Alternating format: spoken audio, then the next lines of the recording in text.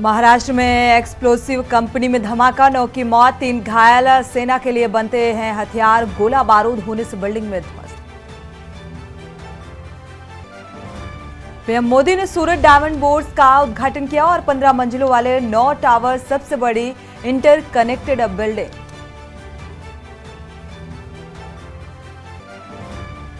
संसद में घुसपैठ को पीएम मोदी ने चिंताजनक बताया, बोले इसकी गहराई में जाना जरूरी ताकि समाधान ढूंढा जा सके। विपक्ष को सलाह, सकारात्मक काम में लगे। आज काशी से मिशन 2024 का शंखनाद, काशी तमिल संगमम का आगाज करेंगे पीएम मोदी। 19,150 करोड़ की 37 परियोजनाओं की देंगे सौगात। काशी की नई वंदे भारत एक्सप्रेस रफ्तार को तैयार, 5 साल में बनारस को मिली दूसरी ट्रेन। 18 दिसंबर को हरी झंडी दिखाकर रवाना करेंगे पीएम। और अयोध्या में सियाराम विवाह, आज 12 मंदिरों में निकाली जाएगी बारात। मटकोड़, धनुष और यज्ञ उत्सव में गूंजते रहे मंगल गीत। 5 लाख श्रद्धालु होंगे शामिल।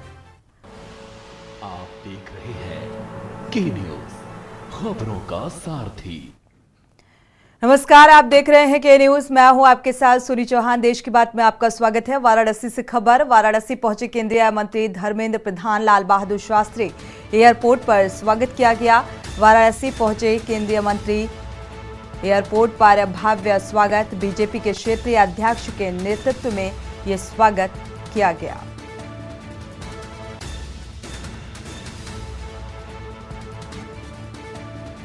वाराणसी से अहम खबर। वाराणसी पहुंचे हैं केंद्रीय मंत्री धर्मेंद्र प्रधान। तो आज काशी दौरा भी है प्रधानमंत्री नरेंद्र मोदी का, 2 दिवसीय दौरा। और ऐसे में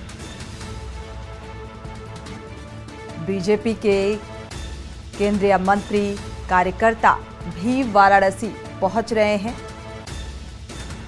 तो क्षेत्रीय नेतृत्व में ये स्वागत किया गया। वाराणसी पहुंचे केंद्रीय मंत्री का लाल बहादुर शास्त्री एयरपोर्ट में भव्य स्वागत।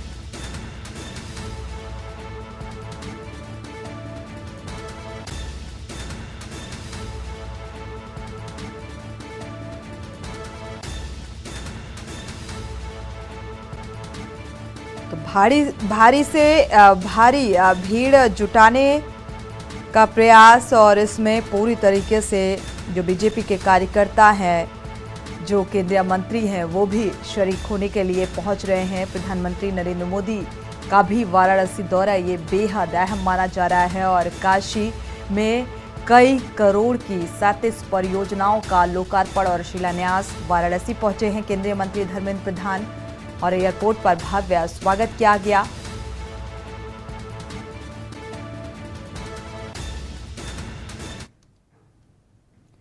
बढ़ते आगे, इसी बीच लखनऊ से आपको खबर बता दें, संसद की सुरक्षा में सेंधमारी करने का मामला, आरोपी सागर शर्मा को दिल्ली पुलिस ला रही है। लखनऊ पुलिस लखनऊ में खंगालेगी संसद सेंधमारी से जुड़े सबूतों को। तो घर और जहां से ये जूते बनवाए गए, वहां भी अब पुलिस छानबीन करेगी और सबूत जुटाने की कोशिश करेगी। परिवार के 4 बैंक खातों की भी पुलिस लगातार जांच कर रही है। और लाल डायरी स्प्रे छिपाने के लिए कहां से ये जूते बनवाए गए थे, मामले में इसकी भी अब जांच होगी। क्योंकि जिस तरीके से संसद की सुरक्षा चाक चौबंद होती है और उस सुरक्षा घेरा को दर्शक दीर्घा से कूदकर ये कैसे अंदर दाखिल हो जाते हैं, और यहाँ पर स्मोक स्टिक के साथ ये अंदर सदन में प्रवेश कर जाते हैं सुरक्षा घेरा को तोड़कर, जिसको लेकर लगातार सवाल उठाए जा रहे हैं। गिरफ्तारी लगातार रिमांड में लेकर पूछताछ भी की जा रही है। जांच एजेंसियां जो हैं वो पूरी तरीके से सख्त हैं और अभी भी पुलिस सबूत खंगालने में जुटी हुई है। तो फिलहाल ये जानने की कोशिश कि कहां से ये जूते बनवाए गए, लगातार बैंक डिटेल भी खंगाली जा रही है कि आखिर इसके पीछे की मंशा क्या है। क्योंकि आरोपी के घर से एक लाल डायरी भी बरामद हुई है और कुछ आपत्तिजनक कंटेंट भी इसमें पाया गया है। बढ़ते आगे हमीरपुर से आपको खबर बता दें, हमीरपुर में डीएम ने बैठक कर कार्यों की समीक्षा की है। हरौलीपुर और पत्योरा डांडा ग्राम कार्यों की समीक्षा की गई। 148 गांव हरौलीपुर और 207 गांव को हर घर नल से जल यहां पर दिया जाएगा।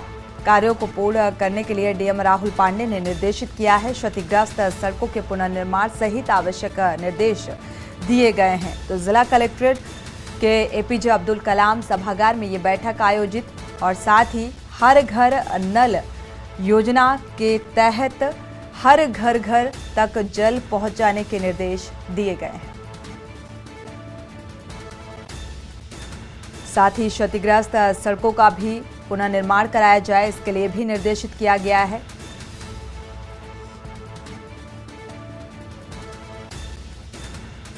हमीरपुर से अहम खबर, डीएम ने बैठक के दौरान निर्देशित किया।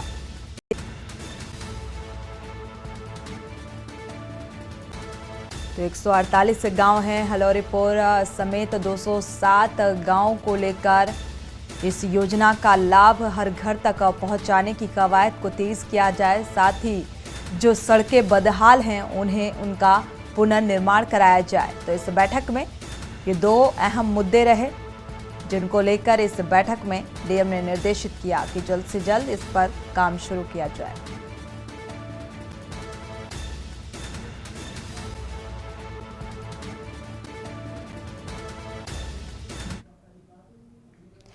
बढ़ते आगे, उपराष्ट्रपति जगदीप धनखड़ पहुंचे हैं लखनऊ एयरपोर्ट पर उपराष्ट्रपति का स्वागत किया गया। अटल स्वास्थ्य मेले का उद्घाटन करने के लिए पहुंचे हैं। साथ ही डिप्टी सीएम संयोजक नीरज सिंह इसमें शामिल होंगे और राज्यपाल, उप मुख्यमंत्री, मेयर सुषमा खरकवाल भी शामिल होंगी। डीएम समेत अन्य बीजेपी नेताओं ने उपराष्ट्रपति का स्वागत किया और महानगर अध्यक्ष समेत कई वरिष्ठ नेता इसमें शामिल होंगे। तो राजाजीपुरम पीएनटी ग्राउंड में मेले का आयोजन किया गया है और इस मेले में शिरकत करने के लिए पहुंचे हुए हैं उपराष्ट्रपति का भव्य स्वागत। साथ ही बीजेपी के कई नेता भी इस कार्यक्रम में, इस मेले में शामिल होंगे। तो महानगर अध्यक्ष समेत, मेयर समेत कई वरिष्ठ नेता बीजेपी के इसमें शामिल हुए। उपराष्ट्रपति भी पहुंचे हुए हैं जिनका लखनऊ एयरपोर्ट में स्वागत किया गया।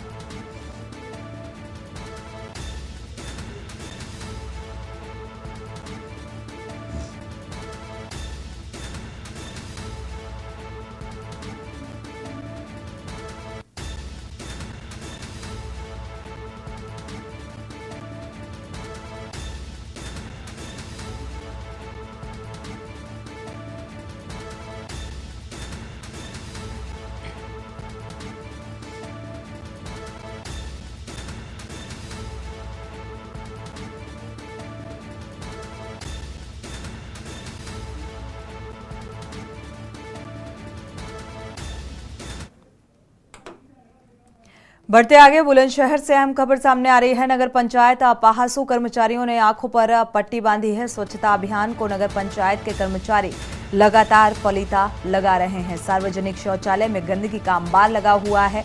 पीएम और सीएम के स्वच्छ भारत को ठेंगा दिखाते हुए नजर आ रहे हैं। जिस तरीके से ये गंदगी का अंबार इन तस्वीरों में नजर आ रहा है, गंदगी देखकर आने जाने वाले राहगीर भी परेशान होते हैं। तो स्वच्छ भारत अभियान को ये तस्वीर फिलहाल पलीता लगाती हुई नजर आ रही है।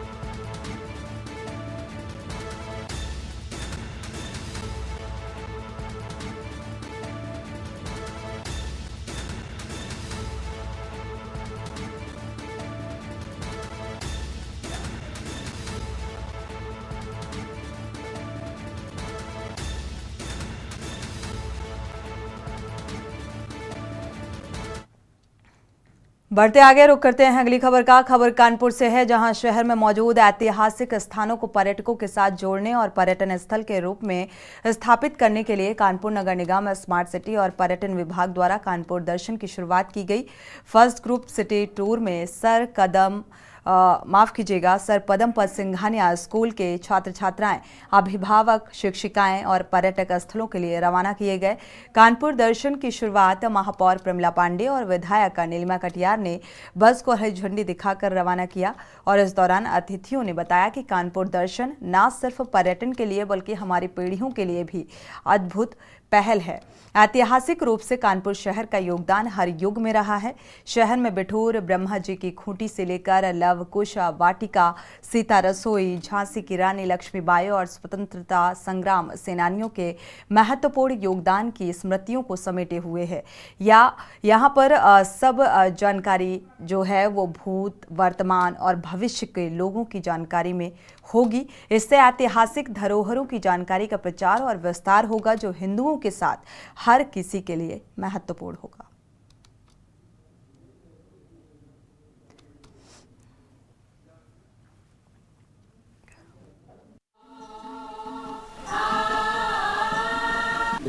भाजपा महिला मोर्चा में बूथ लेवल से आप सिविल लाइंस वार्ड 52 से 2 बार पार्षद चुनी गई। पिछले चुनाव में जीत दर्ज करा। देखिए, ये सर पदमपत सिंघानिया विद्यालय और जो हमारा टूरिज्म डिपार्टमेंट है और स्मार्ट सिटी, ये सारे लोगों ने मिल करके मैं बहुत बहुत अभिनंदन कर रही हूँ सर पदमपत सिंघानिया परिवार का। और उन्होंने क्या किया है कि आज कानपुर दर्शन का एक कार्यक्रम रखा है। रविवार की इतनी सुबह इस विद्यालय परिवार से जुड़े हुए अभिभावकगण हैं और वो कानपुर के जो महत्वपूर्ण स्थान हैं उनकी पूरी यात्रा का एक बनाए। और सबसे सुखद बात ये है जो मैं आपसे शेयर करना चाह रही हूँ इस समय, कि बच्चे बताएंगे अपने अभिभावकों को कि ये कौन सा स्थान है। देखिए, पर्यटन मंत्रालय द्वारा ये हुआ है कि हमारा कानपुर में कितने ऐसी जगह है जहाँ पर बच्चों को दिखाया जाए। आज कानपुर दर्शन में हमारा स्मार्ट सिटी, हमारे नगर निगम और ये जेके पदमपत सिंघानिया जेके स्कूल वालों ने मिल करके आज बच्चों को वो सब चीज़ दिखाएंगे जो उनको देखनी चाहिए थी, आज देखेंगे। चाहे वो बिठूर का हुआ, ध्रुव टीला हुआ, चाहे वो जगन्नाथपुरी हुआ, चाहे वो लवकुश का जहाँ मंदिर है हुआ, चाहे सीता रसोइयाँ हुआ, सब दिखाएंगे। ये हमारे सब रामायण में आज भी सब कुछ मौजूद है। आज मैं सिंघानिया परिवार को धन्यवाद दूंगी कि उन्होंने हमारे नगर निगम के साथ आज चालू किया। बढ़ते आगे रुक करते हैं अगली खबर का। भव्य श्री राम मंदिर की प्राण प्रतिष्ठा का दिन तारीख जैसे जैसे नजदीक आ रही है, अयोध्या जाने वाले श्रद्धालुओं की संख्या भी प्रतिदिन बढ़ती जा रही है। देश विदेश से आने वाले सूर्यवंशी प्रभु श्री राम के भक्त रामलला का दर्शन पूजन के साथ ही सूर्यवंशी रामलला की नगरी से सूर्यवंशी की पहचान ले जाना चाहते हैं। शायद यही वजह है कि इस समय भगवान सूर्य की तमाम जो मूर्तियां हैं उनकी बिक्री एकाएक बढ़ने लगी है। जिला प्रशासन भी राम की नगरी में सूर्य स्तंभ के साथ साथ भगवान सूर्य के रथ पर सवार प्रतिमा लगा रहे हैं और रामनगरी में पहुंचने के साथ भगवान राम की नगरी में होने का आभास करा रहा है।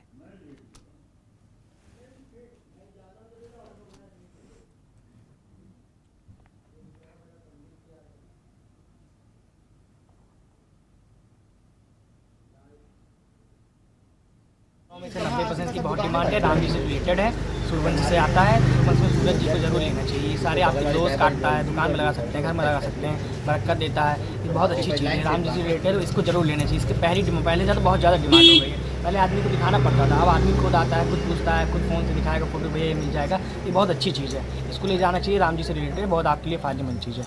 पहले जो है, अब तो प्राण प्रतिष्ठा नज़दीक आ गई है, श्रद्धालुओं में क्या उत्साह है, सामान खरीदते हैं, कैसा है?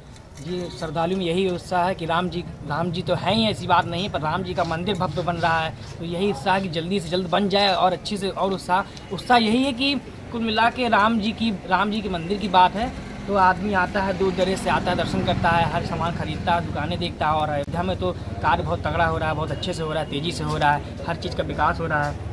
आप क्या कहना चाहेंगे? अभी आइए देखते हैं महामंडलेश्वर जी। महामंडल जी, आप पूरी अयोध्या में जो सूर्य की जो वो चीज़ है, प्रतिमाएं जितनी धीरे धीरे करके बढ़ती जा रही, लोगों का डिमांड बढ़ता है, लोग विदेश से आकर के इसको खरीद लेके जा रहे हैं, तो क्या कहना चाहेंगे, कैसी ये धारणा जी? देखिए, हाँ, ये अयोध्या मेरे प्रभु राम लला सरकार का है। हाँ, और मेरे प्रभु राम सूर्य वंश के थे। हाँ। तो अयोध्या जो सूर्य की किरण है वो अयोध्या में नहीं पूरे विश्व में उसका प्रकाश आ रहा है। तो रामराज अगर देखना हो तो सूर्य की किरणों से देखा जाए, चाहे वो रामलला का हो मंदिर का, चाहे घाटों का हो, जहां राम नाम लिखा हुआ है। सूर्य की जो प्रतिमा है उसको श्रद्धालु लेके जाते हैं। क्यों लेके जाते हैं? इसका महत्व ये है कि सूर्य की प्रतिमा अगर आंगन के पास रखा जाए, लटकाया जाए, तो उससे जो बाधाएं होती हैं, जो ग्रह होते हैं, जो भय होते हैं और भी संकट होते हैं, समस्याएं होती हैं, वो समाधान हो जाता है। सूर्य को वो लोग जल भी देते हैं, सूर्य चालीसा का पाठ भी करते हैं, सूर्य भगवान का पूजन करते हैं। तो सूर्य भगवान के वंश है ना, तो सूर्य वंशन से मेरे प्रभु राम लला है, इसीलिए इसका बहुत बड़ा महत्व है। सूर्य देवाय नमः। आपकी बात, हाँ, ये कहना चाहते हैं कि सूर्य की ऊर्जा से पूरी अयोध्या राममय नजर आ रही है। सूर्य के वंशज भगवान राम थे, तो क्या कहना चाहेंगे यहाँ पे अयोध्या की समय तब्दील? देखिए, अयोध्या में तो सूर्य की किरण प्रकाश में है ही, तभी तो श्रद्धालु दूर दूर से आ रहे हैं और उनके ऊपर भी सूर्य भगवान की कृपा है, जो रामलला का दर्शन कर रहे हैं। सूर्य भगवान की पे आस्था है, इसीलिए हर दुकानों पे लेके जाते हैं और उसमें वहां लेके जा करके अपने घरों में लगाते हैं प्रतिमा। तो ये तो सूर्य भगवान की कृपा है ही, यही तो महत्व है। कहीं ना कहीं महामंडलेश्वर जी का यही कहना था कि जो सूर्य की ऊर्जा लोगों को जो मिल रही है वो धीरे धीरे करके राममय में तब्दील होती जा रही है। और सूर्य भगवान जो है भगवान राम के वंशज थे, तो कहीं ना कहीं सूर्य की किरणें जो लोगों को पड़ रही है वो नई तरीके दिशा में परिवर्तन करती जा रही है और राम राज में तब्दील होती जा रही है। के न्यूज पे आरपी सिंह, अयोध्या। तो अयोध्या पूरी राममयी हो चली है। बढ़ते हैं आगे, रुक करते हैं अगली खबर का। फर्रुखाबाद का रुख करते हैं, जहां पर जनपद के अमृतपुर तहसील सभागार में आयोजित संपूर्ण समाधान दिवस के दौरान कानपुर मंडल और कानपुर के मंडलायुक्त अमित गुप्ता, कानपुर जोन, कानपुर के पुलिस महानिरीक्षक प्रशांत कुमार, जिलाधिकारी संजय कुमार सिंह और अपर पुलिस अधीक्षक डॉक्टर संजय कुमार सिंह ने फरियादियों की समस्याएं सुनी। संपूर्ण समाधान दिवस के दौरान 161 फरियादियों द्वारा दिए गए प्रार्थना पत्रों में से 15 प्रार्थना पत्रों का मौके पर ही निस्तारण कर दिया गया।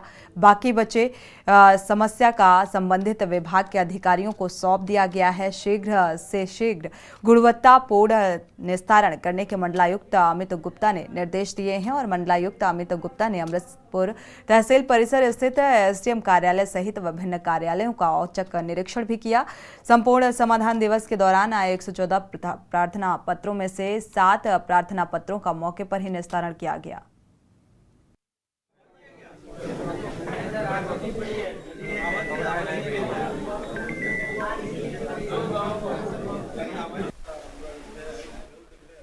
करीब 161 एप्लीकेशन प्राप्त हुई है।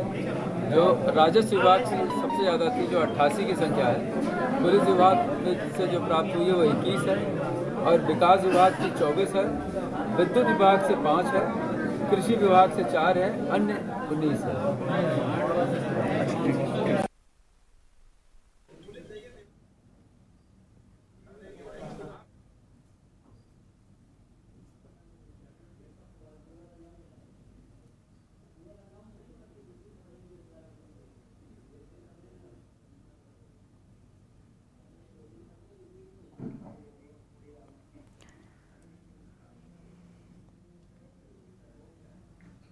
रुक करते हैं अगली खबर का। बढ़ती ठंड और घटते तापमान के साथ लखनऊ के रैन बसेरों में सुविधाओं का जायजा लेने के लिए नगर विकास मंत्री ए के शर्मा देर रात नगर आयुक्त समेत नगर निगम की टीम के साथ मौके पर पहुंचे और उन्होंने श्रमिकों के लिए अच्छा खाना, दवाइयां समेत जरूरत के सभी सामान मुहैया कराने के निर्देश दिए हैं।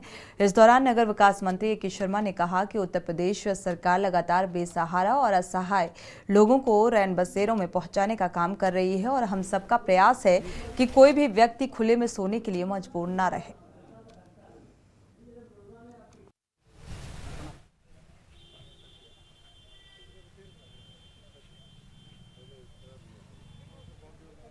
नगरीय क्षेत्रों में ठंडी के मौसम में जिन लोगों को रात बिताने की समस्या होती है, ऐसे लोगों के सहारा के लिए, ऐसे लोगों के आश्रय स्थान देने के लिए हम लोग टेम्पोररी और परमानेंट दोनों तरह के आश्रय स्थान चलाते हैं। ये आप जहाँ खड़े हैं वहाँ एक टेम्पोररी आश्रय स्थान बनाया गया है, क्योंकि यहाँ श्रमिकों की एक कॉलोनी है और श्रमिक जो है गर्मी में तो कहीं भी सो लेता है, अपनी काम करने की जगह पे ही सो लेता है, लेकिन ठंडी में उससे समस्या होती है। तो उस दृष्टि से ये बनाया गया है। आप देख सकते हैं कि यहाँ बहराइच जिले के, गोंडा जिले के, सीतापुर जिले के बहुत सारे श्रमिक यहाँ आकर के आश्रय अपना ले रहे हैं। रुक करते हैं अगली खबर का। शामली में वाल्मीकि शमशान घाट के समीप आबादी के बीच बुलडोजर चलने पर वाल्मीकि समाज के लोगों में रोष और नाराजगी देखने को मिल रही है। वाल्मीकि समाज के लोगों ने मौके पर पहुंचकर जमकर हंगामा किया। सूचना पर पहुंची पुलिस ने हंगामा कर रहे लोगों को समझा बुझाकर शांत कराया और इस दौरान भारी पुलिस बल तैनात रहा। वाल्मीकि समाज के लोगों ने कार्रवाई की मांग करते हुए मुस्लिम धर्म अपनाने की भी चेतावनी दी और पीड़ित मुकुल कुमार का कहना है कि वाल्मीकि समाज के लोगों की जमीन पर कुछ दबंग फर्जी कागजों के आधार पर कब्जा करना चाहते हैं और जेसीबी लाकर उनकी जमीन पर चलवा रहे थे और लगातार इसका विरोध किया जा रहा था। कार्य रुका हुआ है। उन्होंने चेतावनी दी है कि अगर वाल्मीकि समाज के लोगों को इंसाफ नहीं मिला तो सभी लोग इस्लाम धर्म कबूल करेंगे। हंगामा क्यों कर रहे हैं? मंत्री का नाम ले रहे हैं कि मंत्री जगह पे कब्जा कर रहे हैं। किसकी जगह है? चल रहा है गरीब आदमियों की जगह, वाल्मीकि समाज के लोग हैं, हमारी जगह पे कब्जा कर रहे हैं बिना फालतू में। कौन लोग कब्जा कर रहे हैं? मंत्री लोग कानून को आने मंत्री का नाम ले रहे हैं।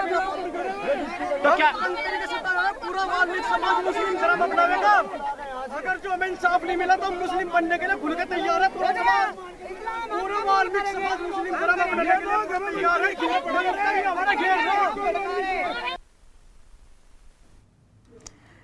खबर कानपुर से है, जहां विवादों में घिरे हुए कानपुर की करौली सरकार उर्फ संतोष सिंह भदौरिया एक नए विवाद में उलझते हुए नजर आ रहे हैं। कानपुर के गूगल गोल्डन बाबा उर्फ कई अन्य लोगों ने करौली बाबा के ऊपर कार्रवाई करने की मांग की है, क्योंकि उनका आरोप है कि करौली सरकार ने लड्डू गोपाल यानी भगवान को लेकर अमर्यादित भाषा का प्रयोग किया। और यही नहीं, गोल्डन बाबा ने तो करौली बाबा को इस मामले में ठग और पाखंडी तक बता दिया है। उत्तर प्रदेश के कानपुर महानगर में कुछ दिन पहले तक करौली बाबा लगातार विवादों में घिरे हुए थे और ये मामला कुछ ठंडा ही पड़ा था तो एक बार फिर बाबा की परेशानी बढ़ती दिख रही है। कानपुर के विधनु थाना क्षेत्र स्थित करौली सरकार में यज्ञ हवन के माध्यम से लोगों को ठीक करने का दावा किया जाता है और यहाँ नोएडा से आए डॉक्टर के साथ मारपीट का मामला भी सामने आया। उनका कहना था कि अपार संपत्ति पैदा करने वाले संतोष भदौरिया पर योगी का बुलडोजर भी चलना चाहिए।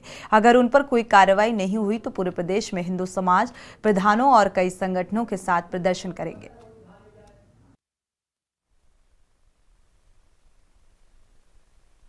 कृष्णा जय, आज हम कमिश्नर साहब के यहाँ संतोष भदौरिया जो करौली सरकार है, जो अपने शंभू कहते हैं, उन्होंने लड्डू के ऊपर टिप्पणी की थी।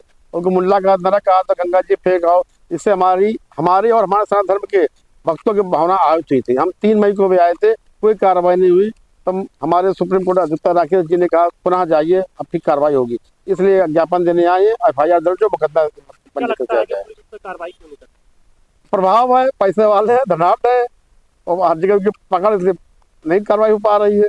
बाकी में राकेश जी बता देंगे पूरी तरह। बताइए राकेश जी। ये आप सब पत्रकार हैं, जागरूक हैं, जानते हैं कि ये करौली स्वयंभू करौली सरकार, स्वयंभू होता है जो अपने आप बनता है, जो खुद को अपने को सरकार कहते हैं। ऐसे संतोष भदौरिया जो कालांतर में किसान नेता थे, जिनके ऊपर अपहरण, वसूली, मारपीट जैसे कई गंभीर मुकदमे दायर हुए, मालूम नहीं जिन पे बेल पे हैं या छूट गए हैं। उन्होंने अभी तुरंत थोड़े दिन पहले भगवान लड्डू गोपाल पर एक टिप्पणी की। बोले ये समस्या है, इसमें मुल्ला घुसे हुए हैं, इनको इसको फेंक दो, इसको शब्द प्रयोग करके इसको गंगा जी में फेंक दो, नदी में फेंक दो। इस तरह के लड्डू गोपाल की जो उन्होंने अवहेलना की, उससे आहत हुए हम लोग। चूँकि मनोरंजन महाराज जी लड्डू गोपाल के परम भक्त हैं, उनको साथ लेकर 24 घंटे रहते हैं, चलते हैं सामाजिक कामों में। उन्होंने जब इसका विरोध किया तो उन्होंने इनको धमकी दी। रुक करते हैं अगली खबर का। कन्नौज में हो रहे विकास कार्यों की सुस्त चाल पर डीएम ने नाराजगी जताई है। खासकर राजकीय पॉलिटेक्निक और बाल संग्रहालय के निर्माण की कछुआ चाल पर डीएम सख्त हुए। उन्होंने कार्यदायी संस्था को दिसंबर माह में पॉलिटेक्निक की बिल्डिंग का काम पूरा करने के लिए अल्टीमेटम दिया है। विकास कार्यों की समीक्षा करने के दौरान डीएम के तेवर बदले नजर आए। डीएम ने जनवरी 2024 से पहले सभी अधूरे निर्माण कार्य पूरे कराने के लिए चेतावनी भरे लहजे में सख्त निर्देश दिए हैं।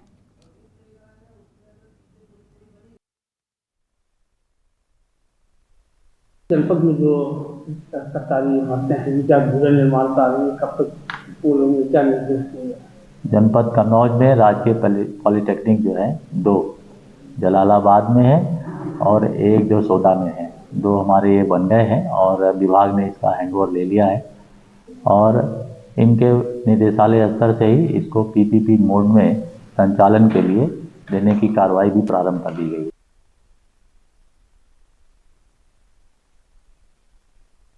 रुकेंगे एक छोटे से ब्रेक के लिए, लौटेंगे जल्द।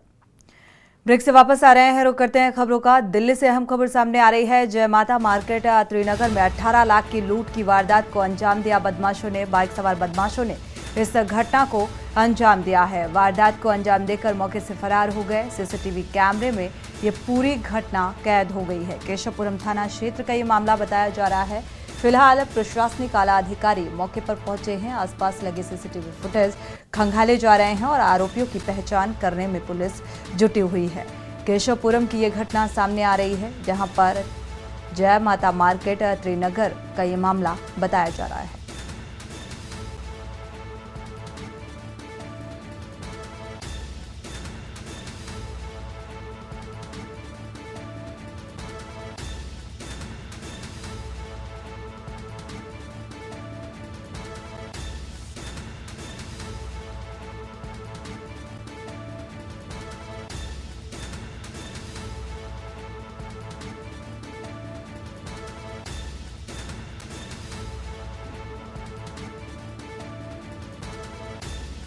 तो एक चोरी की और वारदात सामने आ रही है। लूट की वारदात को अंजाम देकर अपराधी मौके से फरार। हालांकि इन आरोपियों की तलाश में पुलिस जुटी हुई है। तो सीसीटीवी फुटेज खंगालने में जुटी है, लेकिन अभी तक आरोपी पुलिस की गिरफ्त से दूर है।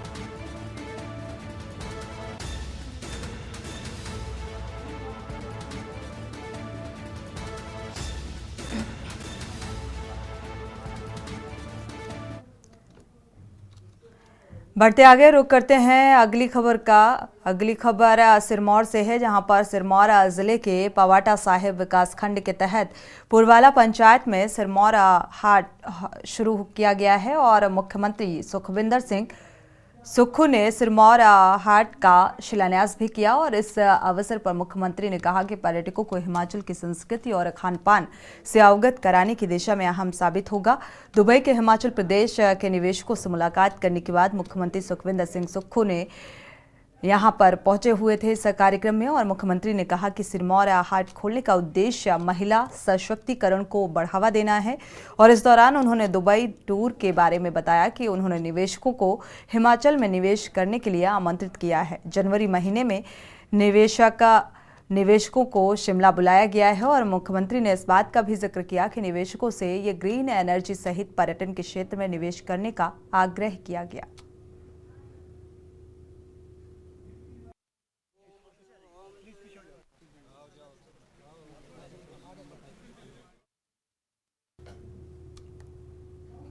रुक करते हैं मध्य प्रदेश का। मध्य प्रदेश विधानसभा चुनाव में कांग्रेस को एक बड़ी करारी हार के बाद कांग्रेस के वरिष्ठ नेतृत्व ने मध्य प्रदेश में अपने अध्यक्ष कमलनाथ को पद से विमुक्त कर राव विधानसभा के पूर्व विधायक जीतू पटवारी को प्रदेश अध्यक्ष बना दिया है। और बड़ी जिम्मेदारी मिलने के बाद जीतू पटवारी ने आगामी लोकसभा चुनाव में घर घर तक पार्टी को पहुंचाने का काम करने की बात कही है।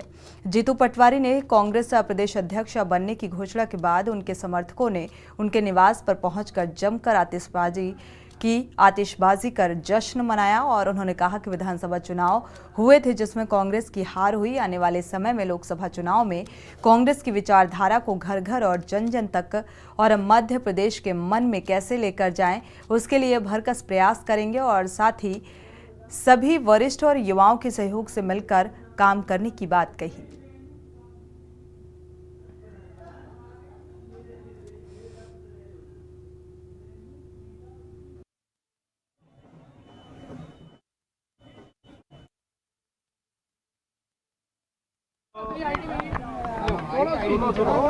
पूरे प्रदेश के युवाओं के आशाओं को मूर्त रूप कांग्रेस पार्टी का विचार कैसे थे। 5 मिनट में साथ ही साथ आदरणीय राहुल गांधी जी, आदरणीय खड़गे जी, हमारे मध्य प्रदेश के सारे वरिष्ठ जन और हमारे सारे युवा साथी, सबके सहयोग और मार्गदर्शन में, बड़ों के आशीर्वाद से जो एक छोटे से सामान्य से कार्यकर्ता को इतनी बड़ी जो जिम्मेदारी थी, उसके लिए साधुवाद और धन्यवाद देता हूँ। साथ ही साथ मैं इस भावना को जानता हूँ कि आने वाले समय में कांग्रेस की आइडियोलॉजी कैसे घर घर पूरी पार्टी को सामूहिक नेतृत्व के साथ हम लेके जाएं।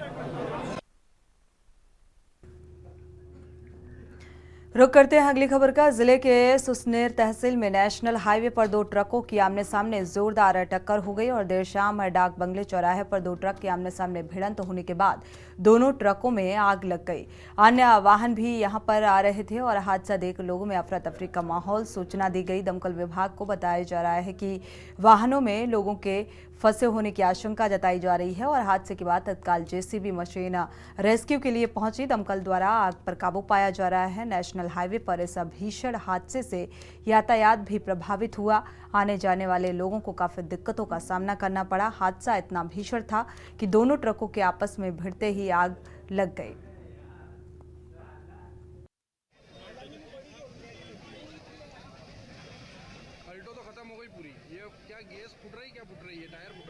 कितना गैस होगा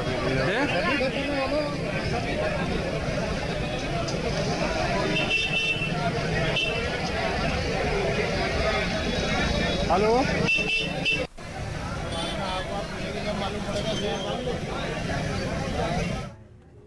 खबर जयपुर से है, जहां मुख्यमंत्री भजनलाल शर्मा ने फ्लैग ऑफ किया और इस दौरान उन्होंने हजारों धावकों को आगे बढ़ते रहने के लिए प्रोत्साहित किया। इस दौरान भजनलाल शर्मा ने कहा कि युवाओं को स्वस्थ और उत्साहित रहकर देश में राजस्थान को अग्रणी राज्य बनाने का संकल्प लेना चाहिए। Marathon run for zero hunger के महत्वपूर्ण उद्देश्य से हो रही है और इस आयोजन में करीब 12,000 से अधिक धावकों को एकजुट किया गया और इससे 1 लाख से अधिक जरूरतमंदों तक भोजन उपलब्ध कराया जाएगा और हम सभी को मिलकर इस संकल्पना को साकार करना होगा। मैराथन में 21 किलोमीटर की हाफ मैराथन और 10 किलोमीटर की कूल रन और 5 किलोमीटर की ड्रीम रन कैटेगरी में धावकों ने दौड़ पूरी कर फिटनेस और एकजुटता का संदेश दिया। आयोजन से जुड़ी प्रिया अग्रवाल, हेब्बर आकर्ष हेब्बर और डॉक्टर स्टीव मोरा, अरुण मिश्रा, डॉक्टर मनोज सोनी सहित तमाम लोग मौजूद रहे।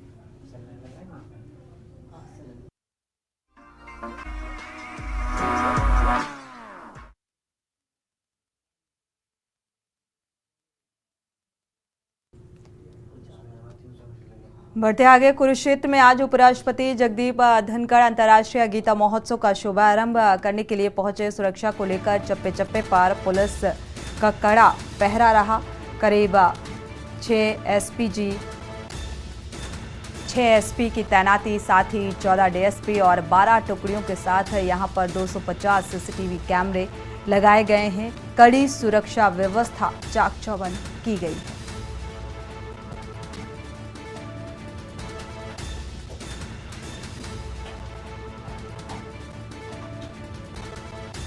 अंतर्राष्ट्रीय गीता महोत्सव का शुभारंभ करने के लिए उपराष्ट्रपति पहुंचे हुए हैं और सुरक्षा को लेकर चप्पे चप्पे पर कड़ी नजर, प्रशासनिक अमले की मौजूदगी।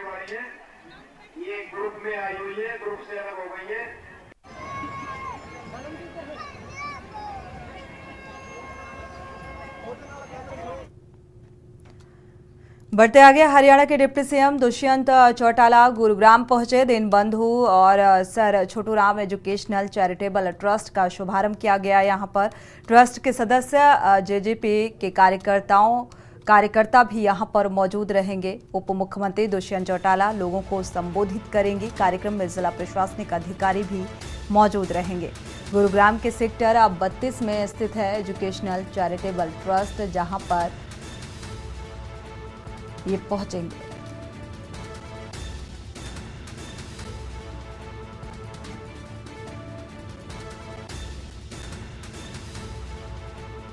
ट्रस्ट के सदस्यों की मौजूदगी, साथ ही कार्यकर्ताओं की मौजूदगी, उप मुख्यमंत्री दुष्यंत चौटाला लोगों को संबोधित करेंगे। तो कार्यक्रम में जिला प्रशासनिक अधिकारी भी मौजूद रहेंगे। गुरुग्राम के सेक्टर 32 में एजुकेशनल चैरिटेबल ट्रस्ट है, जहां पर इस कार्यक्रम का आयोजन किया गया है।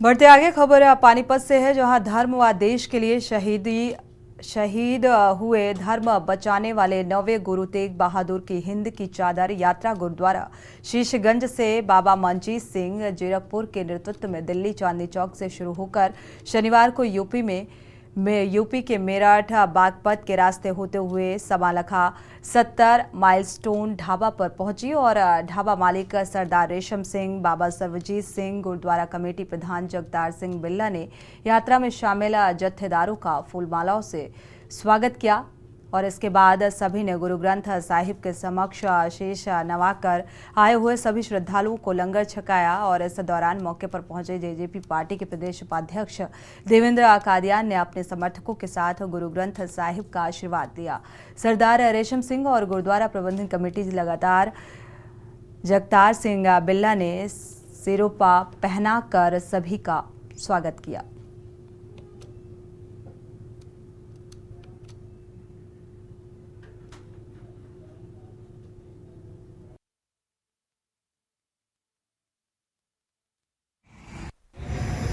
ਅੱਜ ਸ੍ਰੀ ਗੁਰੂ ਤੇਗ ਬਹਾਦਰ ਜੀ ਦੇ ਸ਼ਹੀਦੀ ਦੇ ਉਪਲਕਸ਼ ਵਿੱਚ ਸ਼ੀਸ਼ਗੰਜ ਯਾਤਰਾ ਗੁਰਦੁਆਰਾ ਸ਼ੀਸ਼ਗੰਜ ਸਾਹਿਬ ਤੋਂ ਚੱਲੀ ਹੈ।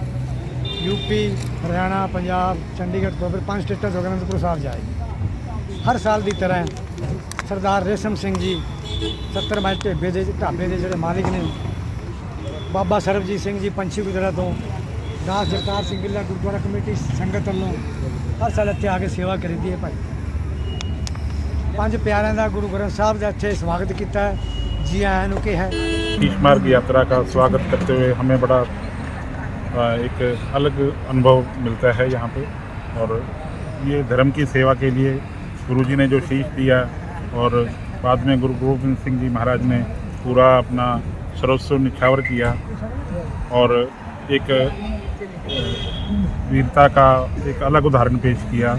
इस तरह के उदाहरण और कहीं नहीं मिलते और हमें जो ये सेवा का मौका मिलता है ये पाकर हम भी अपने आप को धन्य मानते हैं।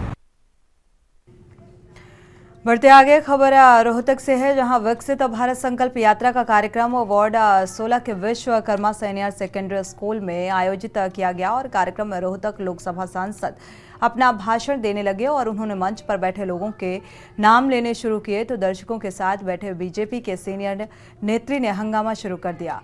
बीजेपी नेत्री सांसद अरविंद शर्मा और अन्य नेताओं पर भड़क गईं। उन्होंने आरोप लगाते हुए कहा कि उनका नाम नहीं लिया गया, वो पार्टी की बहुत पुरानी वर्कर रही हैं। सीनियर नेताओं को दरकिनार किया जा रहा है।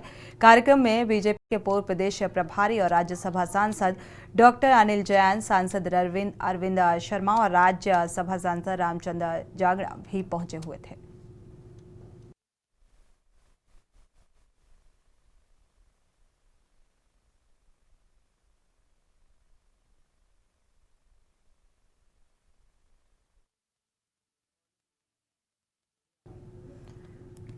बढ़ते आगे, खबर कुरुक्षेत्र से है, जहां अंतर्राष्ट्रीय गीता महोत्सव का विधिवत रूप से शुभारंभ करने आज कुरुक्षेत्र पहुंचेंगे उपराष्ट्रपति जगदीप धनखड़। उपराष्ट्रपति की सुरक्षा के मध्य चप्पे चप्पे पर निगरानी रखी जा रही है। कड़ा पहरा सुरक्षा व्यवस्था को लेकर थानेसर विधायक सुभाष सुधा ने बताया कि केवल कुरुक्षेत्र ही नहीं, पूरे हरियाणा के लोगों को गीता जयंती के शुरू होने का इंतजार रहता है और आज उपराष्ट्रपति हवन यज्ञ के साथ इसका विधिवत शुभारंभ करेंगे। उन्होंने बताया कि करीब 50 लाख लोग प्रतिवर्ष गीता जयंती में शिरकत करते हैं। गीता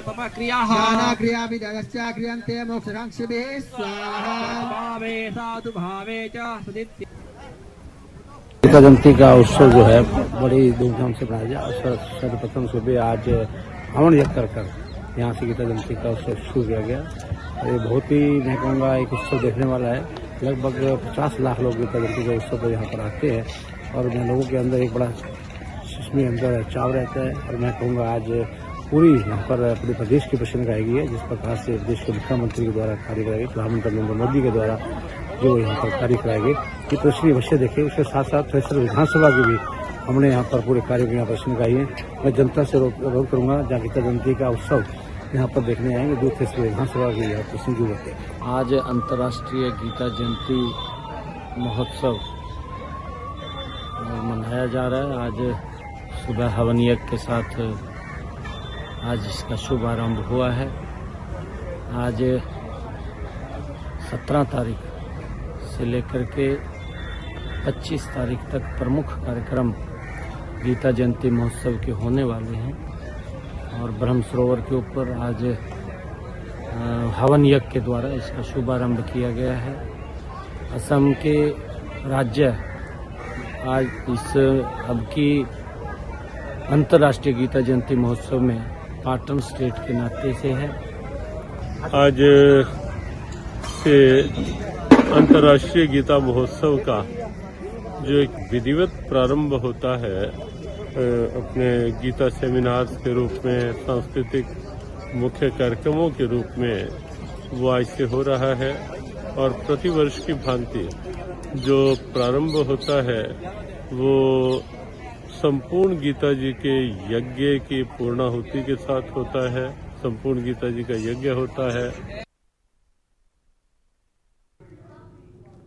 बढ़ते आगे, कुरुक्षेत्र अंतर्राष्ट्रीय गीता जयंती महोत्सव में आम जन के स्वास्थ्य के साथ सरेआम खिलवाड़ किया जा रहा है और महोत्सव में अवैध रूप से रेहड़ी पर मिलावटी जूस बेचा जा रहा है और जिस पर फूड सेफ्टी विभाग ने कड़ी कार्रवाई की है। कुरुक्षेत्र सेफ्टी विभाग की टीम ने पुलिस प्रशासन के सहयोग से अंतर्राष्ट्रीय गीता जयंती महोत्सव में अवैध रूप से रेहड़ी पर बेच रहे जूस संचालकों पर कार्रवाई की और स्वास्थ्य विभाग के food safety officer CMO doctor Amit Kumar ने मौके पर पहुंचकर अवैध रूप से रेहड़ियों पर बेच रहे जूस संचालकों का सारा सामान जब्त कर लिया है और सारा जूस मौके पर ही नष्ट कर दिया गया। अमित कुमार ने कहा है कि उनकी रेहड़ियों को भी पुलिस प्रशासन को सौंप दिया गया है और जिन रेहड़ी संचालक ने उनके साथ दुर्व्यवहार किया था उनकी शिकायत अब पुलिस को कर दी गई है। आगामी कार्रवाई के लिए डीएमसी को सूचित कर दिया गया है।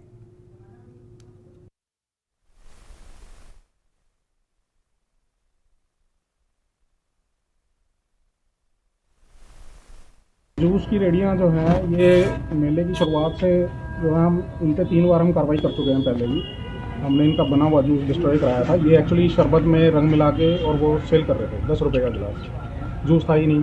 तो हमने इनको वार्निंग दी थी, इनका सामान डिस्ट्रॉय कराया था। उसके बावजूद भी ये लगातार बेच ही रहे थे। पब्लिक से कंप्लेंट्स हमें मिल रही थी। तो आज हमने इनका सारा सामान जब्त किया है। इनका जो बना हुआ जितना भी जूस था वो सारा डिस्ट्रॉय किया मौके पे। इनके जितने सामान इनके पास इटेबल था वो सारा डिस्ट्रॉय किया मौके पे ही।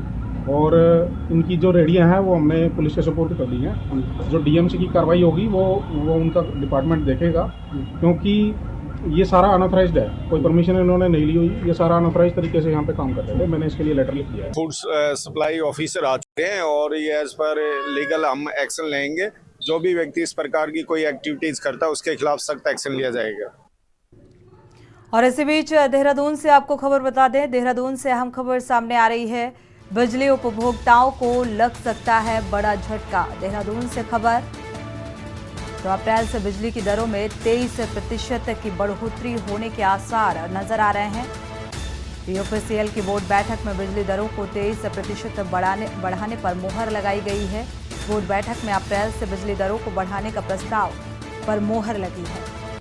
देहरादून से अहम खबर, एक बार फिर से बढ़ी हुई दरों को लेकर बिजली महंगी होने का एक बड़ा झटका लगता हुआ नजर आ रहा है। देहरादून से ये अहम खबर।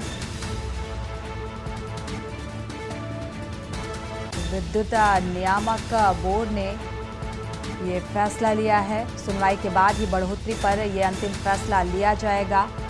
देहरादून से ये खबर बिजली उपभोक्ताओं को लग सकता है।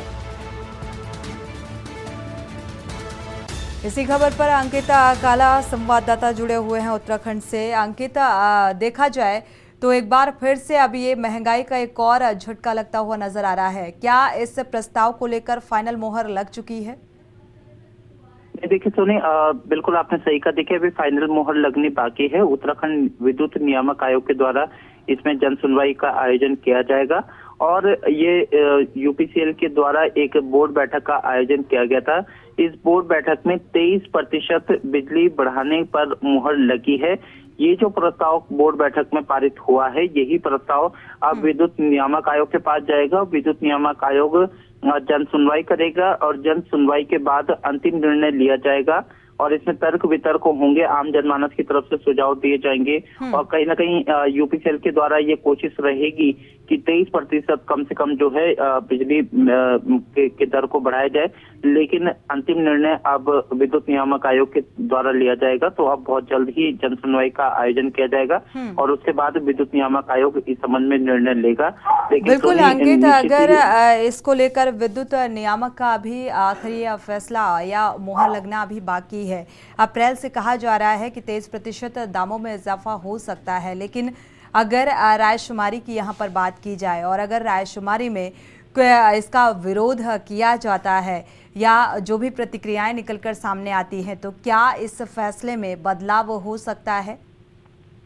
बिल्कुल बिल्कुल सोनिया, आपने सही कहा। देखिए जब रायशुमारी होगी, जन सुनवाई होगी और उसके बाद तर्क वितर्क होंगे, जनता की तरफ से भी ये कहा जाएगा कि जिस तरीके से महंगाई बढ़ रही है और 23% से एकदम से बिजली की दरों को बढ़ाना, ये कहीं ना कहीं आम जनमानस के खिलाफ होगा। तो विद्युत नियामक आयोग इन सब सुनवाई को देखते हुए इसमें और बदलाव कर सकता है। संभवतः वो 23% ना बढ़ा करके 15% या 10% भी बिजली की दरों को महंगी कर सकता है। बिल्कुल, ये दरें फिलहाल बढ़ना तय माना जा रहा है, लेकिन हाँ इसमें कुछ कमतरी जरूर देखी जा सकती है। 23% ना करके 10% या 20% तक किया जा सकता है। शुक्रिया हमारे साथ जुड़ने के लिए और ये राय साझा करने के लिए। तो बिजली दरों में इजाफा हो सकता है और अप्रैल से ये बढ़ी हुई दरें लागू हो सकती है, लेकिन अभी फाइनल मोहर लगना बाकी है।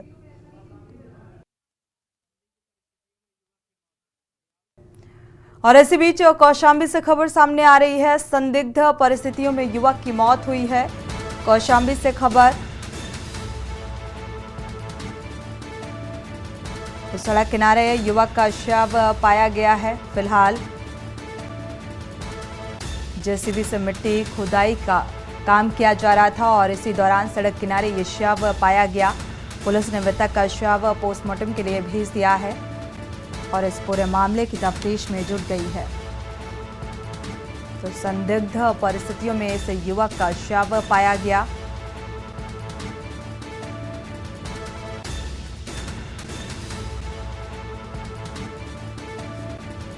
कौशाम्बी से ये अहम खबर सामने आ रही है। फिलहाल इस युवक की शिनाख्त नहीं हो पाई है। पश्चिमी शरीरा थाना क्षेत्र का ये मामला बताया जा रहा है। कौशाम्बी से अहम खबर,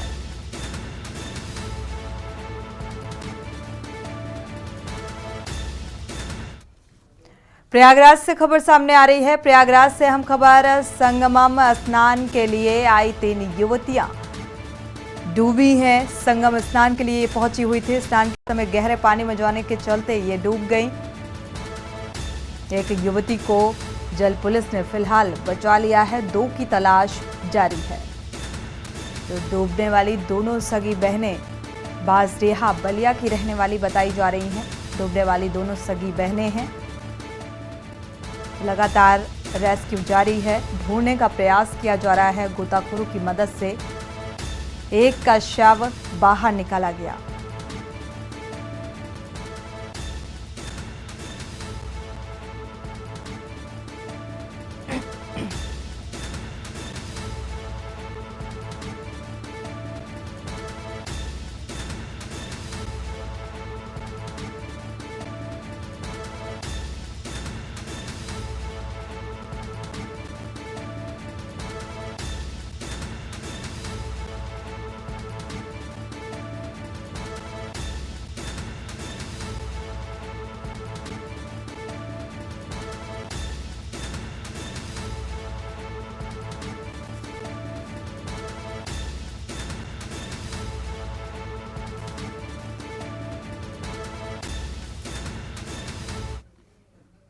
और इसी बीच लखनऊ से खबर सामने आ रही है। राजधानी लखनऊ से खबर है, सागर को लेकर लखनऊ आ रही है दिल्ली पुलिस। सूत्रों के हवाले से यह अहम खबर, पूछताछ के इनपुट और सबूतों को खंगालेगी पुलिस और लगातार ये छानबीन जारी है।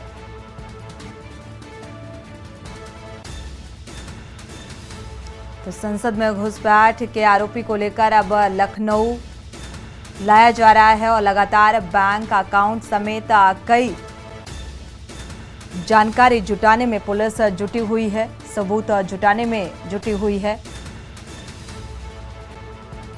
कई सबूतों को वेरीफाई किया जाएगा, तो घर से मिले सबूतों की भी जांच की जा रही है और सबूतों के आधार पर ही अपनी जांच को आगे बढ़ाएगी पुलिस। तो सागर ने स्प्रे कैन छुपाने के लिए जूता डिजाइन कराया था।